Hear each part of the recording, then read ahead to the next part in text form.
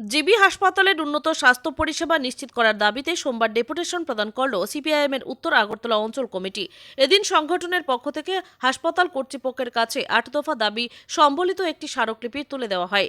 ডেপুটেশনে হাসপাতালের পরিকাঠামো উন্নয়ন, পর্যাপ্ত চিকিৎসক ও নার্স নিয়োগ, প্রয়োজনীয় ঔষধের নিয়মিত সরবরাহ, রোগীদের জন্য শয্যা সংখ্যা বৃদ্ধি, উন্নত চিকিৎসা পরিষেবা এবং জরুরি বিভাগকে আরও কার্যকর করার মতো একাধিক গুরুত্বপূর্ণ দাবি উত্থাপন করা হয়।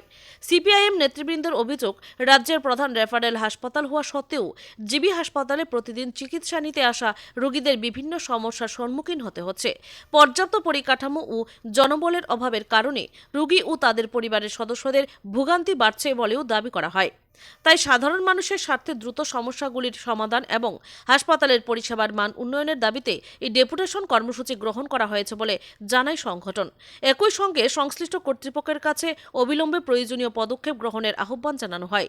এদিনের ডেপুটেশন কর্মসূচিতে সিপিআইএম এর উত্তর আগরতলা অঞ্চল কমিটির নেতা কর্মীরা উপস্থিত ছিলেন।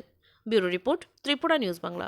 সিকিউরিটি গার্ডরা অনেক সময় দেখি সোশ্যাল মিডিয়ার মধ্যে স্যালাইন দেয়, যেই স্যালাইন দেওয়ার কথা